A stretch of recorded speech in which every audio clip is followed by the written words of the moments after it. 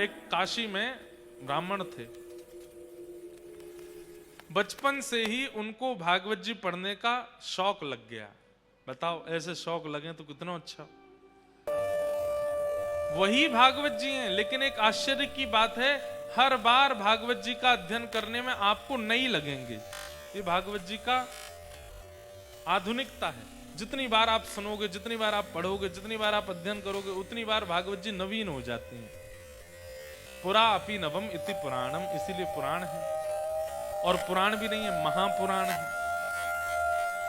तो काशी में एक विद्वान रहते थे, बचपन से उनको भागवत जी पढ़ने का शौक लग गया। अब तो ऐसा शौक लगा, उठते बैठते चलते फिरते बस उनको यही लगता मैं कहीं एक आसन लगा के बैठ जाऊं, भागवत जी पढ़ूं। परिवार के बच्चों के साथ खेलने भी जाते तो बच्चे खेलते, वो बैठ के अपने भागवत जी पढ़ते रहते। सब लोग गंगा स्नान के लिए जाते, वो गंगा स्नान करके तुरंत भागवत जी पढ़ने लगते। सब ब्याह में गए, वो पीछे बैठ के भागवत जी पढ़ते रहते। इतना भागवत जी के प्रति आदी हो गए कि कोई और कामकाज उसको भाता नहीं। घर वालों ने कहा ब्याह करा दो इसका, अपने आप बुद्धि ठिकाने आ जाएगी। कोई काम नहीं करता, धंधा नहीं करता, पूरे दिन ये किताब सी पढ़ता रहता है। किताब नहीं है, साक्षात कृष्ण है भागवत जी। घर वालों ने विवाह करा दिया। विवाह के बाद भी वही बात है ना, ठाकुर जी जिसको पकड़ लें वो कैसे भी नहीं बदलेगा। विवाह के बाद भी भागवत जी को नहीं छोड़ा। रात्रि में नींद खुल जाती है तो उठ के हाथ मुंह धो के आचमन करके भागवत जी पढ़ने लगते हैं। सुबह उठते हैं तो भागवत जी पढ़ते मिलते हैं, दोपहर में तो भागवत जी। पत्नी भी कुछ दिन तो सहती रही, उसको भी लगा ये कुछ करते धरते नहीं। एक दिन पतिदेव से कहा गृहस्थ आश्रम में आ गए हैं, थोड़ा कुछ कार्य धंधा भी किया कीजिए। देवी हम आपसे एक सत्य बात कहें। बोले क्या? हम और सब कामों में नालायक हैं, नहीं कर पाएंगे। आप देख लो, कुछ आपको भाई तो कर लो घर चलाने के लिए, हमसे नहीं होगा। आजकल की कन्या होती तो छोड़ के चली गई होती, पर पुराने भारत के बोले अब क्या करें, हम ही कुछ करते हैं। तो वो घर घर जाती, भोजन बनाती और उससे जो वेतन मिलता उससे घर चलता था। पतिदेव कुछ नहीं करते। चलने लगा घर, 2-3 बालक भी हो गए, लेकिन भागवत जी के प्रति मोह घटा नहीं।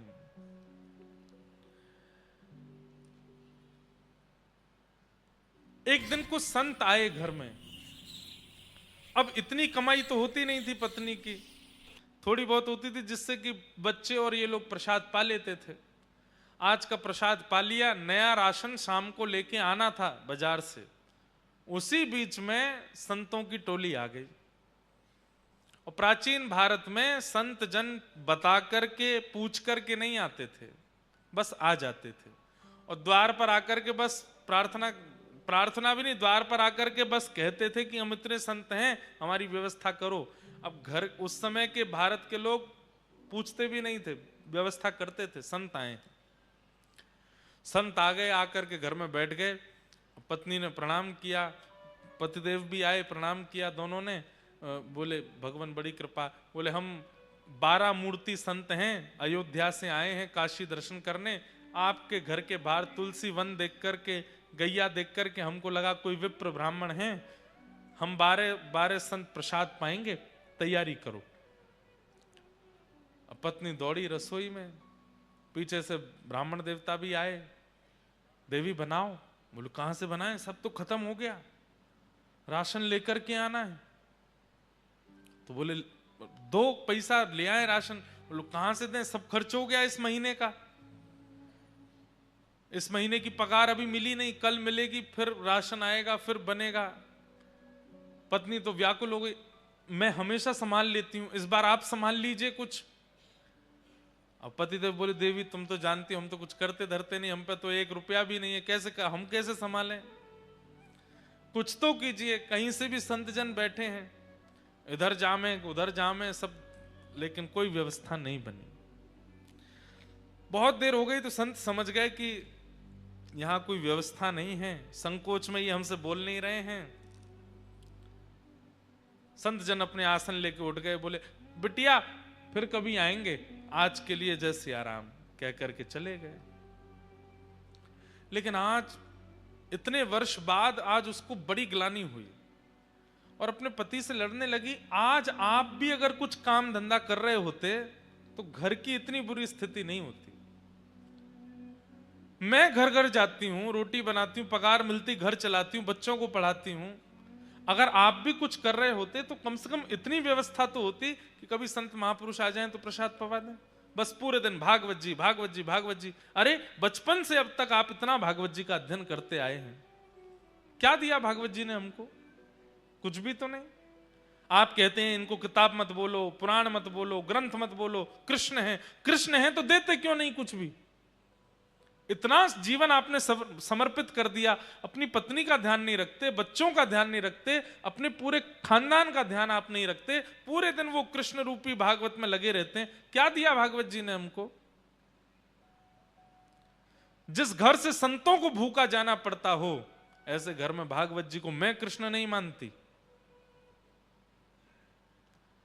देवी ऐसा मत बोलो, तुम अभी जानती नहीं, वो साक्षात श्री कृष्ण है। मैं जब अध्ययन करता हूं मुझे नृत्य करते हुए, बोलते हुए श्री कृष्ण दिखाई देते हैं। तो ऐसा है, फिर आज एक काम कीजिए। बोले क्या? अपनी उठाइए भागवत जी और चले जाइए, घर में संभाल लूंगी, बच्चों को मैं संभाल लूंगी, सर्वस्व आपकी भागवत जी हैं। जिन भागवत जी के कारण हमारे पति की स्थिति ऐसी, संतों को भूखा जाना पड़े, मैं उनको घर में नहीं रखने दूंगी। इतनी बड़ी बात हो गई। पत्नी के इतना बोलने पर पतिदेव बोले, दुनिया कृष्ण को घर में बुलाती है, तुम घर से निकाल रही हो। देवी इससे ज्यादा अब मैं सुन नहीं सकता, अब तुम रहो अपने बच्चों के साथ प्रेम से, मैं चलता हूं। अपनी पोथी उठाई और रोते बिलखते, ब्राह्मण देवता मेरे कृष्ण हैं, मेरे ठाकुर जी हैं, हृदय से लगा करके निकल गए। गंगा के तट पे जाके बहुत रोए। बोले मुझे कुछ भी बोल देती, मेरे को मार भी दे, पीट भी दे, मैं सह लूंगा। हे ठाकुर जी, हे भागवत जी, आपके लिए क्यों कहा? मुझसे ये सहन नहीं होता।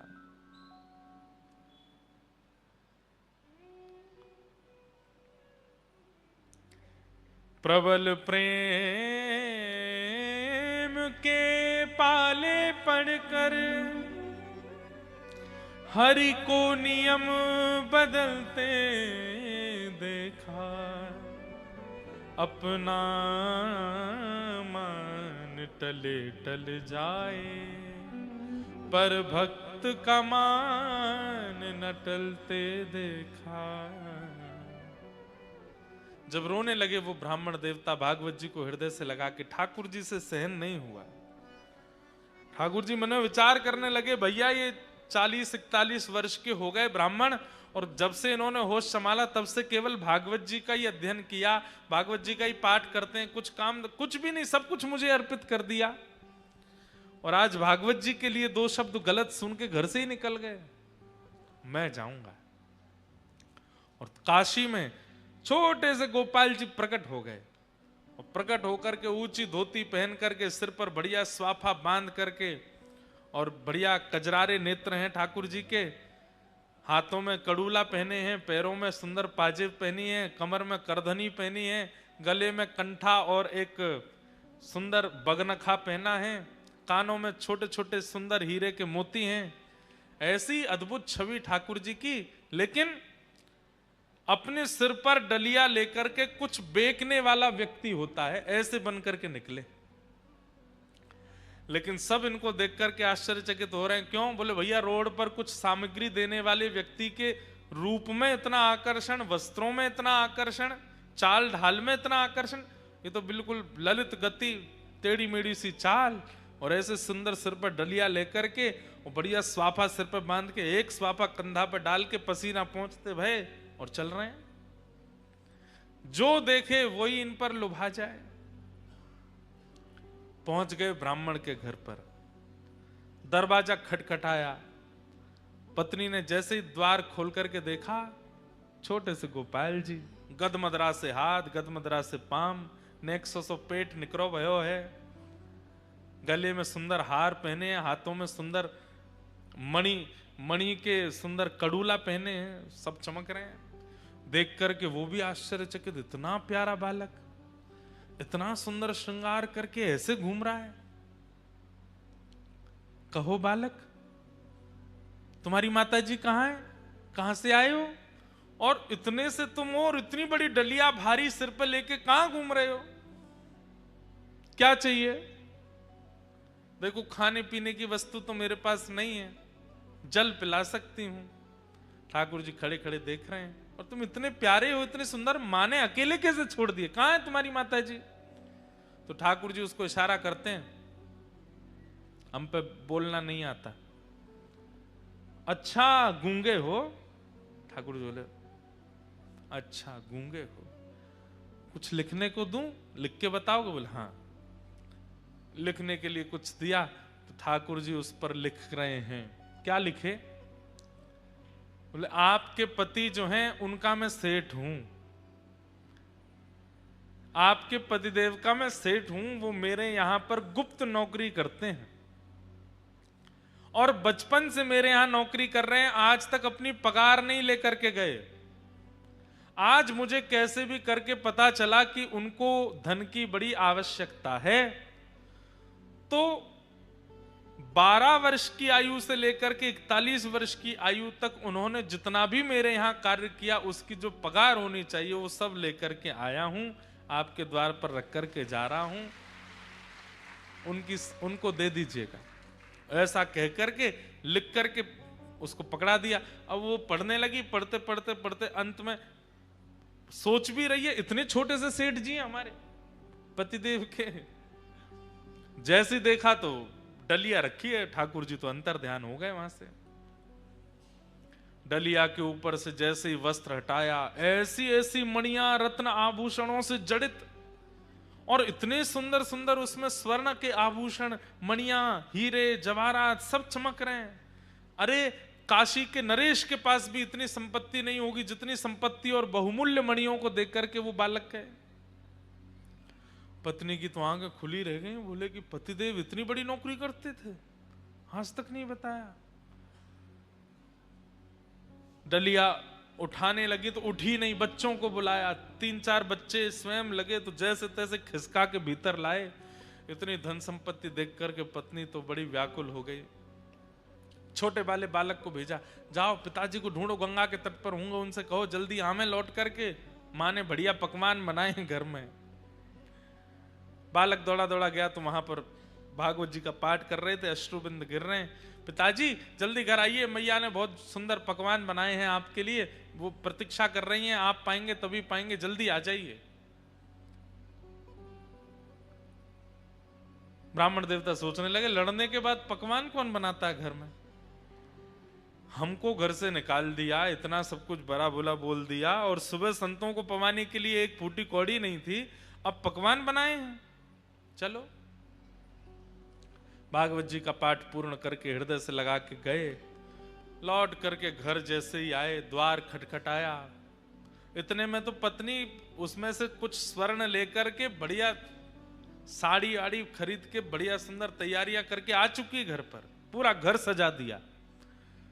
जैसे ही द्वार खुला, अपनी पत्नी को इतने सुंदर वेश में देख करके ब्राह्मण देवता, अच्छा गलती से आ गया हूँ, कोई और घर है, शायद आगे वाला होगा। पत्नी बोली, अरे यही मैं ही हूं, कहां जा रहे हैं? देवी तुम हो?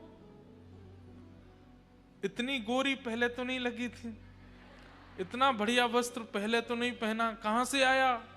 बच्चे आए निकल करके, वो भी बढ़िया सुंदर सुंदर धोती कुर्ता पहन के, तो बच्चों को देख के बोले, ये कहां से लाए हो?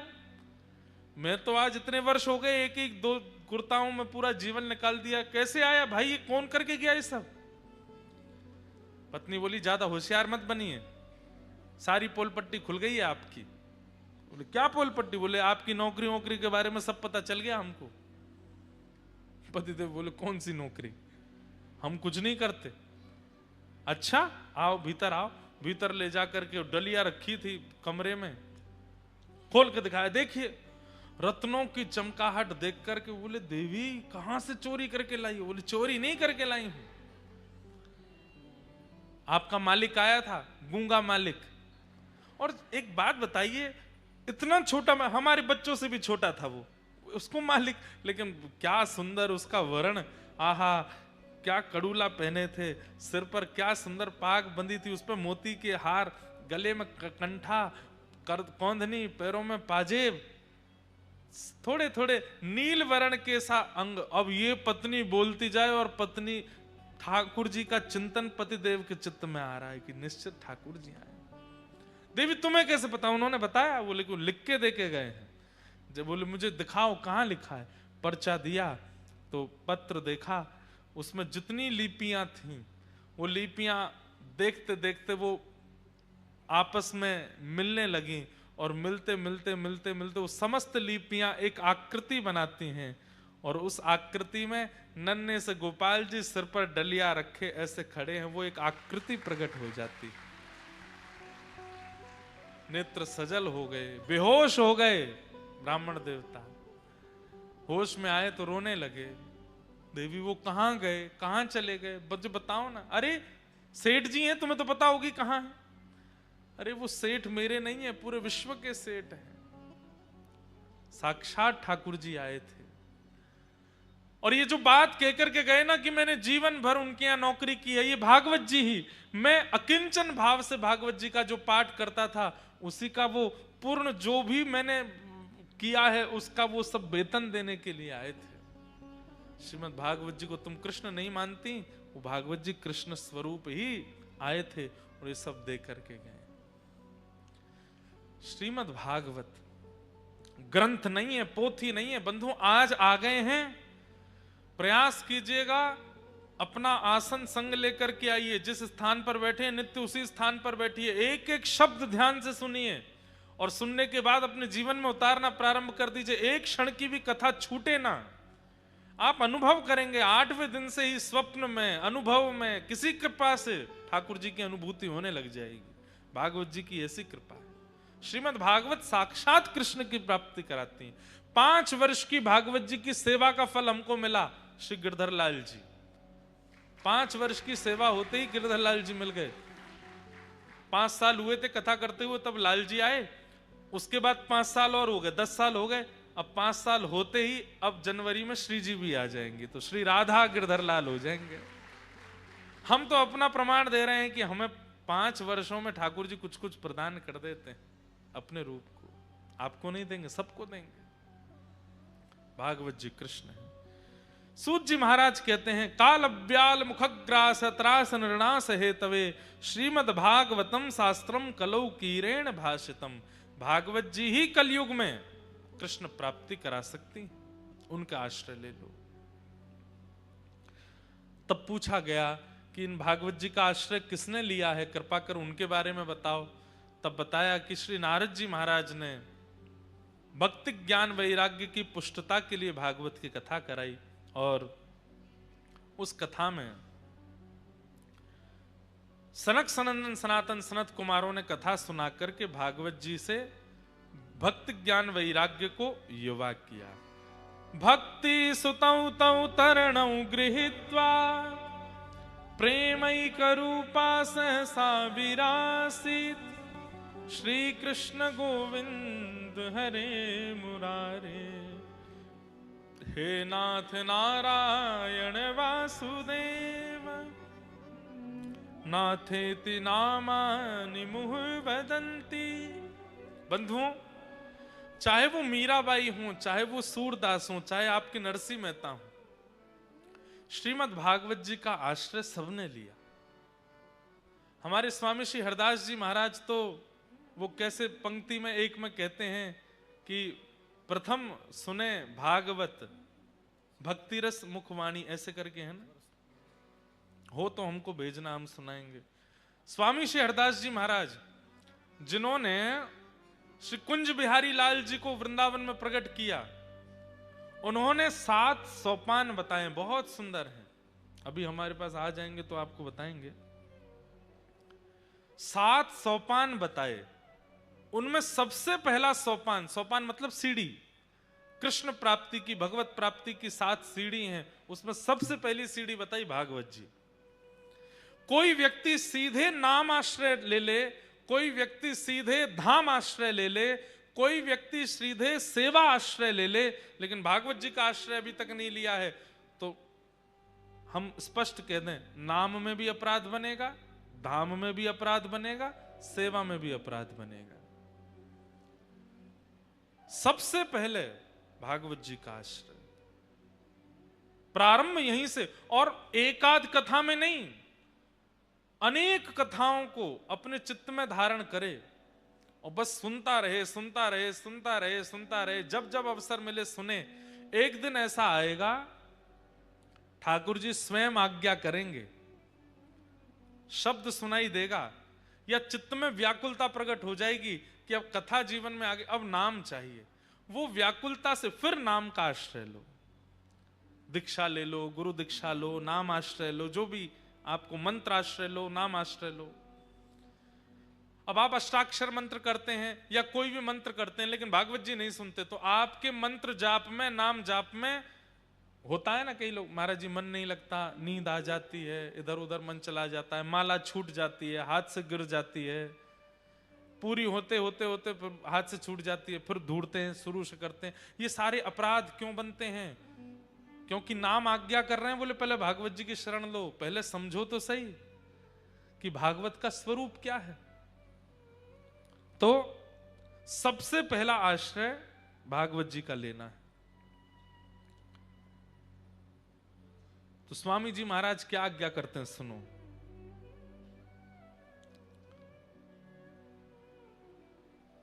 सात स्वरूप बताए। वैसे तो श्री हरिदास परंपरा में जिनकी दीक्षा है उनके लिए प्रमाणित है, परंतु वृंदावन से स्नेह रखने वाले, भगवत प्राप्ति करने वाले सब लोग इन 7 भावनाओं को जरूर सुनो। प्रथम सुने भागवत, भक्त मुख भगवद वाणी। द्वितीय आराधे भक्ति व्यास नव भांति बखानी। तृतीय करे गुरु समुझ दक्ष सर्वज्ञ रसीलो। चौथे होए विरक्त बसे बन राज जसे। पंच भूले देह सुध छठी भावना रास की। साते पावे रीति रस श्री स्वामी हरिदास की। बहुत ध्यान से सुनो। प्रथम सुने भागवत, सबसे पहले भागवत जी का आश्रय लेना चाहिए। अगर सब अपराधों से बचना चाहते हो तो कथा किनसे सुने? भक्त मुख। वक्ता जो हो वो स्वयं भी भक्त होना चाहिए, स्वयं भी सेवक होना चाहिए ठाकुर जी का। भक्त मुख से, ब्राह्मण मुख से भागवत की कथा सुनो। अब कई वक्ता हैं, किसी की निंदा नहीं, पर वो शब्द ब्रह्म में तो बड़े परिपक्व हैं, लच्छेदार वाणी बोलेंगे, एक से एक बढ़िया बात बोलेंगे, लेकिन स्वयं के निज जीवन में भक्ति नहीं है। उसकी वाणी से किसी में भक्ति नहीं आएगी। वाहवाही हो सकती है कथा में, पर चित्त में भक्ति तो तभी आएगी जब बोलने वाले के भी चित्त में भक्ति हो। तो प्रथम सुने भागवत, पहले तो कथा सुने। दूसरा, द्वितीय आराधे भक्ति व्यास नव भांति बखानी। कथा सुनने के बाद फिर क्या करे? नवदा भक्ति का आश्रय ले। बोले कौन सी नवदा भक्ति? 2 नवदा भक्ति हैं। एक तो रामायण जी में बताई गई हैं, प्रथम भगति संतन कर संगा, पर यहां पर स्वामी श्री हरदास जी महाराज कह रहे हैं उस नवदा भक्ति का पालन करो जो व्यास जी ने भागवत में बताई है। श्रवणम कीर्तनम विष्णु स्मरणम पाद सेवनम अर्चनम वंदनम दास्यम सख्य आत्मनिवेदनम। श्रवणम कीर्तनम विष्णु स्मरणम पाद सेवनम अर्चनम वंदनम दास्यम सख्य आत्मनिवेदनम, ये नवदा भक्ति। इन 9 भक्तियों को धीरे धीरे जीवन में लावे, कथा भी सुनता रहे और 9 भक्तियों को जीवन में चित्त में उतारना प्रारंभ करे, अगर कृष्ण प्राप्ति करना चाहते हैं तो। तृतीय करे गुरु समझी दक्ष सर्वज्ञ रसीलो। फिर इन चीजों के बाद क्या करे? बोले तीसरी चीज, अब गुरु बनावे, अब गुरु का आश्रय ले जीवन में। कई बार देखा देखी गुरु बना लेते हैं कि कोई मित्र के साथ चले गए गुरु बना लिया, दादी पकड़ के ले गई दीक्षा दिला दी, पतिदेव की जिद थी इसलिए दीक्षा हो गई, या उनके नहीं। दीक्षा एक प्रकार का संबंध है गुरु के प्रति, एक जैसे पिता का संबंध वैसे गुरु। उससे पहले ये दो चीजें होनी चाहिए, भागवत की कथा सुने और नवदा भक्ति का पालन करे। फिर तृतीय आराधे गुरु। और गुरु कैसे होने चाहिए? सर्वज्ञ रसीलो। गुरु कैसे होने चाहिए? बोले रस युक्त होने चाहिए, जिनकी वाणी में, जिनके शब्दों में, जिनके विचार व्यवहार में रस पक्ष मजबूत हो, ठाकुर जी की रस वार्ताएं हों, उनको गुरु बनावे। दक्ष सर्वज्ञ रसीलो। चौथे होए विरक्त। और फिर गुरु दीक्षा लेने के बाद फिर चौथा काम क्या करे? बोले चौथे होए विरक्त बसे बन राज जसे। फिर धीरे धीरे गुरु दीक्षा के बाद अब योजना बना लेनी चाहिए। बोले क्या? अब वृंदावन बसना है। अब धीमे धीमे धीमे धीमे धीमे धीमे वृंदावन की वास की इच्छा प्रकट होनी चाहिए चित्त में। सबसे धीरे धीरे विरक्ति आवे, संसार के जितने उपभोग आदि हैं धीरे धीरे उनको छोड़ना प्रारंभ करे, और फिर वनराज वृंदावन में बसने का प्रयास करे। देह से वृंदावन में नहीं बस पा रहे हैं तो फिर वृंदावन को चित्त में विराजमान करे, चित्त में वृंदावन आवे। ये चौथी स्थिति। चौथे होए विरक्त बसे वनराज रसीलो। और पंचे भूले देह सुध। अपनी शरीर की सुध भूल जाए। पंचे भूले देह सुध। और देह सुध भूल करके बस सेवा में निमग्न हो जाए। अभी हमको देह स्थिति पता है, कब सोना है, कब उठना है, क्या खाना है, कैसे खाना है, क्या पहनना है। तब ऐसी हो जाए बस कृष्ण मन कृष्ण तन, कृष्ण ही हमारो धन, आठों याम ऊधों में कृष्ण ही सब काम है। तो पंचे भूले देह सुध, छठी भावना रास की। और देह सुध भूलने के बाद छठवीं स्थिति क्या करे? बोले अब रास का चिंतन करे। रास राशेश्वर भगवान आए हैं और मैं एक रास की गोपी हूं, ठाकुर जी के साथ रास विहार में प्रवेश करना है। छठे भावना रास की, साते पावे रीत रस श्री स्वामी हरिदास की। और ये 6 भावना यदि आपने धारण कर ली तो 7वीं स्थिति में जो रस, रीति रस, जो रीति, जो पद्धति स्वामी श्री हरदास जी की है, जिससे बिहारी जी प्रसन्न होकर प्रकट हो गए, वो आपको प्राप्त हो जाएगी।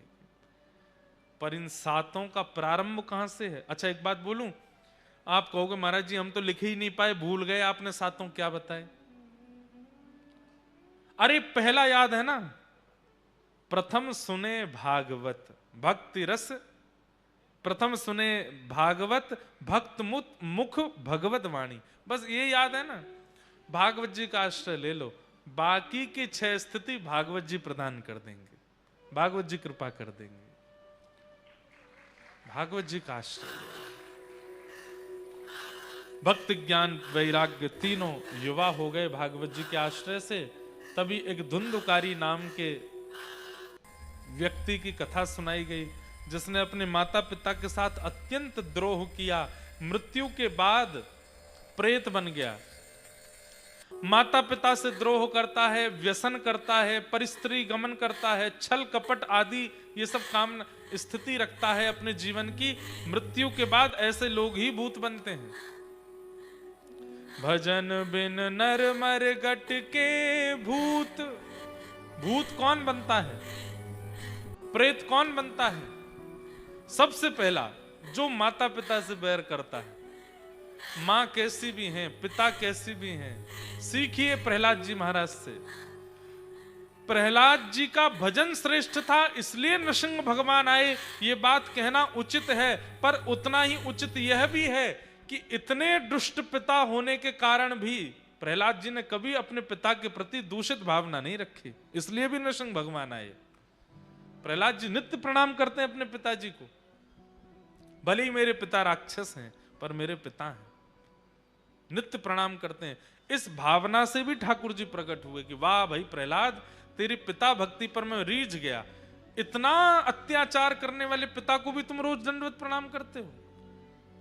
अगर प्रहलाद जी खूब पुकारते और एकांत में बैठ करके कहते मेरे पिता तो दुष्ट हैं, मेरे पिता तो ऐसे हैं, मैं अपने पिता का मुख नहीं देखूंगा, अपने पुत्र को मारने का प्रयास करते हैं, तो शायद नरसिंह भगवान कभी नहीं आते।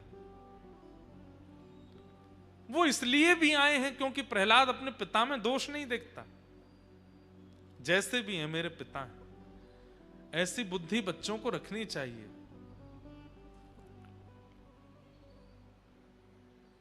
लेकिन माता पिता के प्रति द्वेष बुद्धि रखने वाला वो व्यक्ति मृत्यु के बाद प्रेत बनेगा, निश्चित बनेगा, उसको प्रेत योनि में जाना पड़ेगा।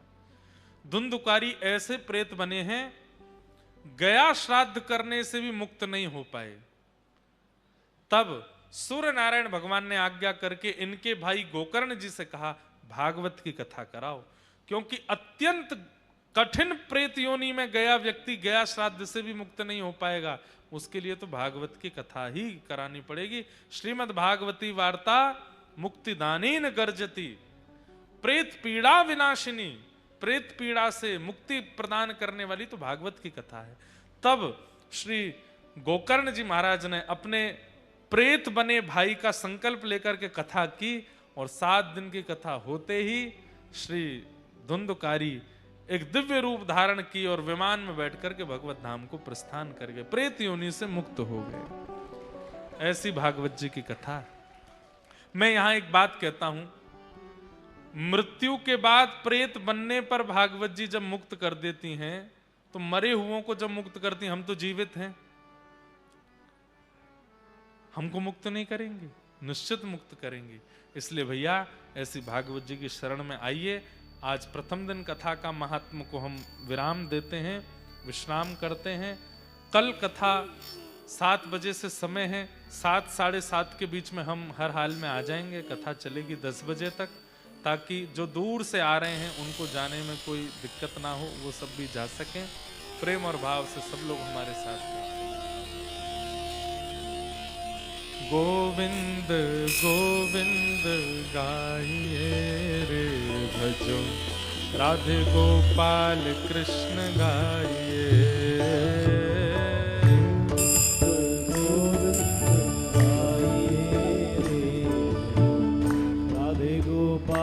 कृष्ण गाइए। ओ गोविंद गोविंद गाइए रे भजो, राधे गोपाल कृष्ण गाइए। गोविंद गोविंद गाइए, राधे गोपाल कृष्ण गाइए। गिरधारी गिरधारी गोपाल कृष्ण गाइए। गिरधारी गिरधारी गाइए रे भजो, राधे गोपाल कृष्ण गाइए। गिरधारी गिरधारी गाइए रे भजो, राधे गोपाल कृष्ण गाइए।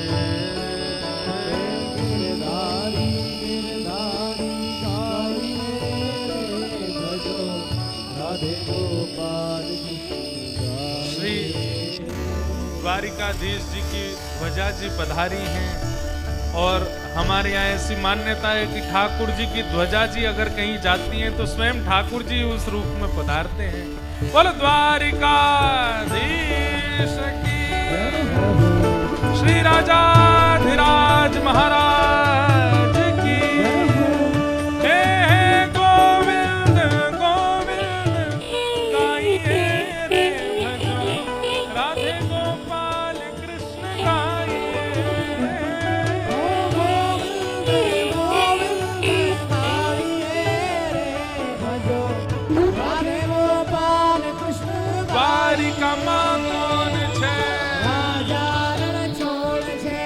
द्वारिका मां कौन छे? राजा रण छोड़ छे। सुदामा मित्र छे। राजा रण छोड़ छे। गायों गोपाल छे। राजा रण ब्रजनो गोपाल छे રાજા રણ છોડ છે हे द्वारिकाમાં કોણ છે રાજા રણ છોડ છે हे द्वारिकाમાં કોણ છે રાજા રણ છોડ છે हे द्वारिकाમાં કોણ છે રાજા રણ છોડ છે દ્વારિકાનો નાથ મારો રાજા રણ છોડ છે એને મને માયા લગાડી રે. દ્વારિકાનો નાથ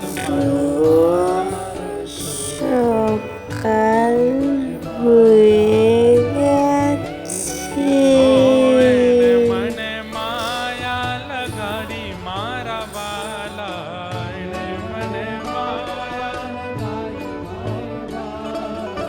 એને મને માયા લગાડી મારા વાલા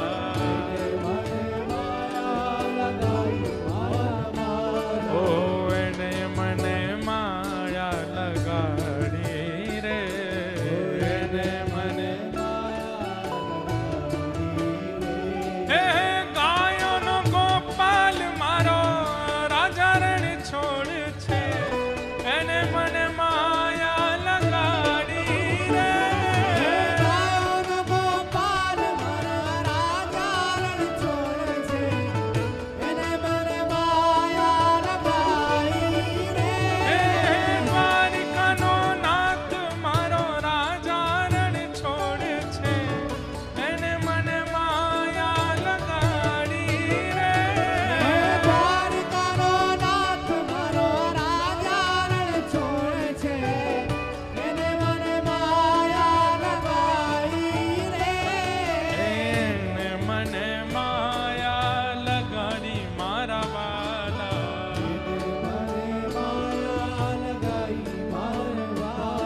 ઓ એને મને માયા લગાડી મારા વાલા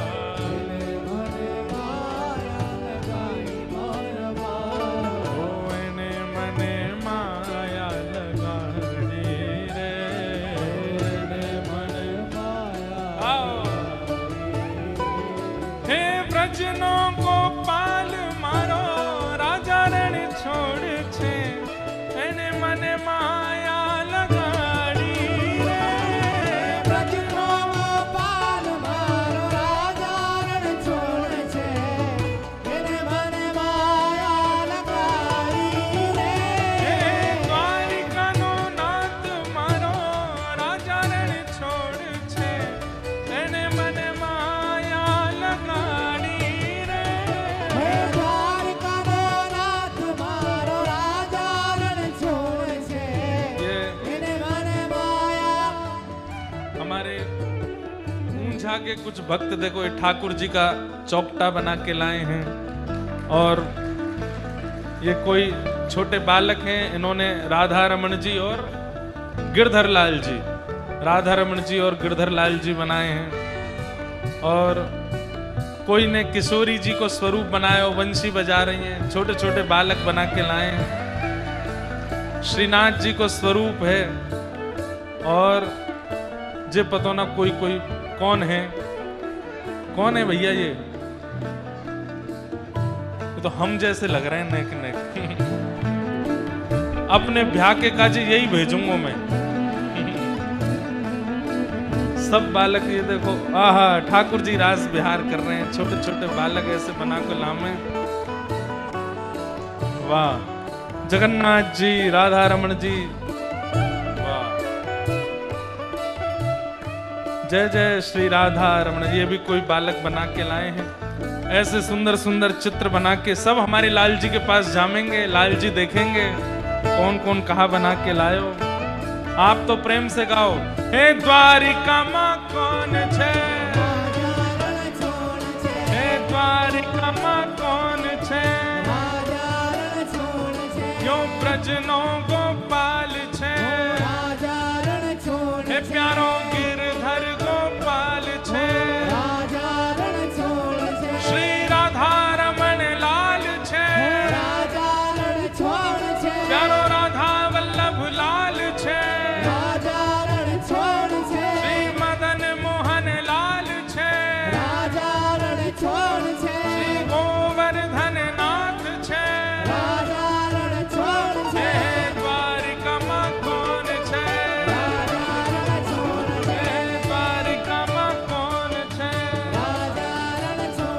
द्वारिकाधीश जी को प्रसाद भी आ गो, ध्वजा जी भी आ गए। यहाँ से श्रीनाथ जी हैं, यहाँ पे द्वारिकाधीश जी हैं, बीच में गिरधर लाल जी हैं। तीनों को सुंदर आनंद उत्सव मिलन हैरो है। हे घड़ी खम्मा घड़ी रे खम्मा मारा, द्वारिका ने नाथ ने घड़ी रे खम्मा। हे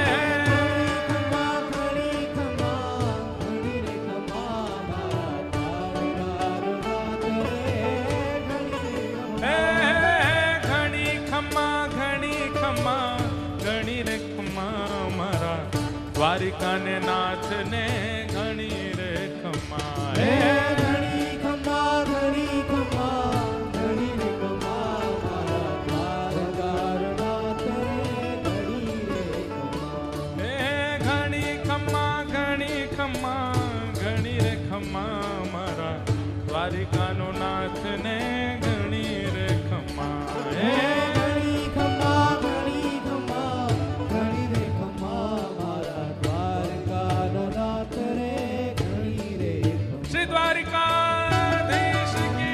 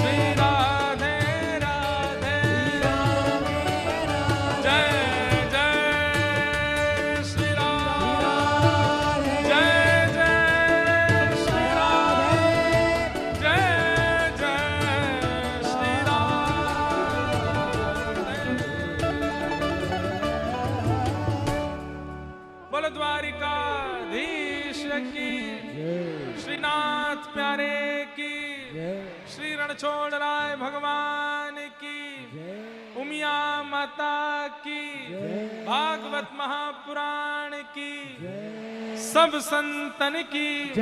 नमः पार्वती पदये हर हर। कल पुनः मिलेंगे शाम को 7 बजे, और मिलने का क्रम कब हो पाएगा कल हम कथा में बता देंगे। आप सब लोगों को जय श्री कृष्ण, जय श्री कृष्ण, जय सिया राम, जय सिया राम, जय श्रीमन नारायण।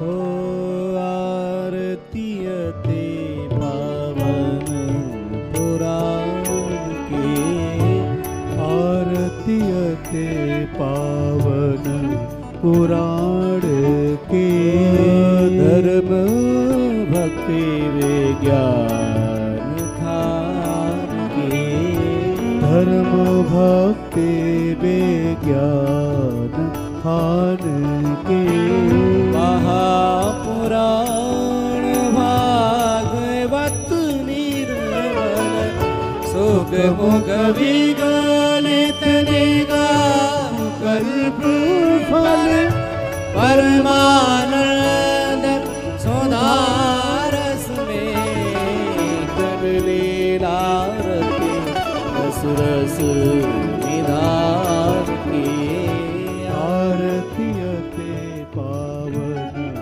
पुराण के, विषय विलास विमोह विनाशिनी, विमल विराग विवेक विकासिनी, भगवत तत्व रहस्य प्रकाश, परम ज्योति